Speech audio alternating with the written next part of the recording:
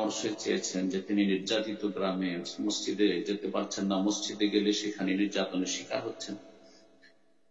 আপনি যদি দেখেন যে সেখান থেকে কিছু লোককে বের করতে পারবেন, তাহলে কিছু জুলুম অত্যাচার বরদাস্ত করে সবর করে, যেমন রাসূলুল্লাহ সাহাবায়ে কেরামগণ 13 বছর মক্কায় থেকেছেন, এই সিরাতুন নবী থেকে আপনি দর্শ নেন, শিক্ষা নেন, কিছু সময় থাকে, কিছু লোককে এই জাহান্নামের রাস্তা থেকে ফিরিয়ে নিয়ে আসেন, শিরক বিদআতের রাস্তা থেকে ফিরিয়ে নিয়ে আসেন। যদি পারেন তো আলহামদুলিল্লাহ, যদি দেখেন যে না পারা যাবে না, একেবারে কট্টর গোঁড়া অন্ধ, কলুবনা গুলফ ইহুদি চরিত্র রয়েছে, তাদের অন্তর আবৃত ঢাকা, তাহলে আপনি সেখান থেকে হিজরত করেন। যদি তাদেরকে হেদায়েত না করতে পারেন তাহলে সেখান থেকে হিজরত করেন, আপনি মদিনা খুঁজেন, মানে মদিনার নবী সাল্লাল্লাহু আলাইহি ওয়াসাল্লামের যে সিরাত সেই রকম এলাকা খুঁজেন, যেখানে গিয়ে আপনি নিজেকে, নিজের পরিবারকে, নিজের ছেলে মেয়েদেরকে কোরআন সুন্নাহ শিক্ষা দিতে পারবেন, ভালো ইসলামের তৌহিদ সুন্নতের পরিবেশ দিতে পারবেন, নিজেকে রক্ষা করতে পারবেন, নিজের পরিবারকে বাঁচাতে পারবেন। ওয়া আনফুসাকুম ওয়া আহলিকুম নার, এটা প্রথম ফরজ। আর এই হিজরতের রাস্তা খোলা আছে, একই দেশে এক অঞ্চল থেকে আর এক অঞ্চলে হিজরত করা। শেখ আব্দুল্লাহ আল কাফি আল কুরাইশি রাহমাতুল্লাহ আলাইহি, যিনি আহলে হাদিস জামিয়াতে আহলে হাদিসের প্রতিষ্ঠাতা, বাংলাদেশে স্বাধীনতার পরে তার কথা বলছি, তার বংশধার চিটাগাঙ্গের বেদাতি এলাকা, সেখানে তারা বাস করতে দেয়নি তার পূর্বপুরুষদেরকে, তার আব্বা অথবা তার দাদাকে। তার আব্বা সম্ভবত ওনার নাম ছিল মৌলানা আব্দুল্লাহ হাদি বা আব্দুল হাদি রহমতুল্লাহ আলাইহি আজমাইন, বাস করতে দেয়নি বিদাতিরা, এই মযহাবের অন্ধ মুকাল্লিদরা। তখন হিজরত করে তিনি চলে এসেছিলেন দিনাজপুরে। আপনাদের জানা আছে যে ডক্টর আব্দুল বারী রহমতুল্লাহ আলাইহি এবং তার বাবা আব্দুল্লাহ বাকি, তার চাচা আব্দুল্লাহ কাফি আল কুরাইশি, তাদের বাড়ি আপনার হচ্ছে দিনাজপুরে। তো হিজরতের রাস্তা খোলা আছে, হিজরত করতে হবে। আল্লাহ তখন আব্দুল্লাহ ওয়াসিআতান ফাতু হাজিরু ফিহা, আল্লাহ বলছেন যে আল্লাহর জমিন কি প্রশস্ত নয় যে হিজরত করতে? হিজরত করবে। আল্লাহ রাব্বুল আলামিন যেন ঈমান আমল রক্ষা করার তৌফিক দান করেন এবং সঠিক বিশুদ্ধ ইবাদত বন্দেগীর তৌফিক দান করেন, সেই রাস্তাকে আল্লাহ রাব্বুল সহজ করে দেন।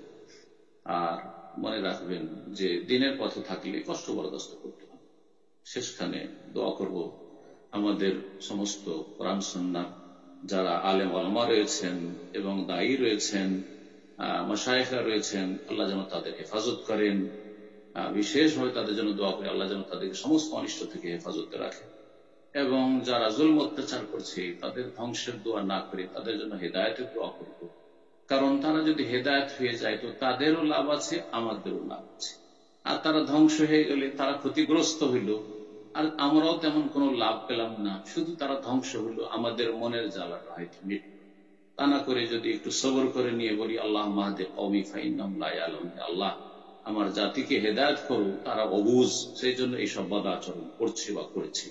রাসূলুল্লাহ সাল্লাল্লাহু আলাইহি ওয়াসাল্লামের এটি হচ্ছে সুন্নত, ধৈর্যের সাথে জাতির জন্য হেদায়েতের দোয়া করা। তাইফবাসীর জন্য হেদায়েতের দোয়া করেছেন, হেদায়েতের আশা রেখে আলহামদুলিল্লাহ তাইফ কুফরি শিরক মুক্ত হয়েছে। মক্কাবাসীর জন্য দোয়া করেছেন, তাদেরকে ক্ষমা করে দিয়েছেন, শিরক কুফরি মুক্ত হয়েছে, একজন কাফের মুশরিক আর বাস করেন, আলহামদুলিল্লাহ। এইভাবে যখন দৌস গোত্র আবু তুফাইল দৌসি, আবহা এলাকা, বর্তমান সৌদি আরবের এলাকা আলবাহা এলাকা, সেই এলাকায় দৌস বংশ ছিল। তো এই দৌস বংশ একবারে কট্টর দুশমন ছিল ইসলামের, মুসলিমদের, সাহাবায়ে কেরামদের, রাসূলুল্লাহ সাল্লাল্লাহু আলাইহি ওয়াসাল্লাম। আবু তুফাইল রাদিয়াল্লাহু তাআলা আনহু ইসলাম গ্রহণ করে আসলেন, এসে বললেন যে ইয়া রাসূলুল্লাহ, আপনি বদদোয়া করেন তো যে আইয়ুহলিকা দৌসান, দৌস বংশকে আল্লাহ যেন ধ্বংস করে দেয়, কারণ আমি অনেক চেষ্টা করলাম হেদায়েত করার, কিন্তু তারা হেদায়েত হল না। তখন রাসূলুল্লাহ সাল্লাল্লাহু আলাইহি ওয়াসাল্লাম বললেন যে আল্লাহুম্মা হাদি দৌসান, আল্লাহ দৌস বংশকে তুমি হেদায়েত করো, ওয়া আতিবিহিম, ওদেরকে মদিনায় নিয়ে আসো। কয়েকদিন পরে দেখা যাচ্ছে যে গোটা বংশ মুসলিম হয়ে এসে হাজির হয়ে গেছে, আল্লাহু আকবার, তাদের প্রতিনিধি এসে হাজির হয়েছে। তো রাসূলুল্লাহ সাল্লাল্লাহু আলাইহি ওয়াসাল্লামের এই দোয়া ছিল, তা আমরাও দোয়া করব গোমরাহ জাতির জন্য, বিদআতপন্থীদের জন্য, সুফিদের জন্য, মযহাবের অন্ধ মুকাল্লিদদের জন্য, তাওহীদ সুন্নাতের সহিহ হাদিসের অনুসরণের যারা বিদ্বেষী তাদের জন্য, যে আল্লাহ যেন তাদেরকে হেদায়েত দান করেন এবং তাদের অনিষ্ট থেকে আমাদের সকলে যেন রক্ষা করেন, আলেম ওলামাদের রক্ষা করেন, জনগণ যারা ভাই বোনেরা রয়েছেন যারা তৌহিদ সুন্নাতের অনুসারী তাদের যে যেখানে আছেন আল্লাহ যেন তাদের রক্ষা করে সমস্ত অনিষ্ট থেকে, বালা মুসিবত থেকে, মহামারী থেকে। জাযাকুমুল্লাহ।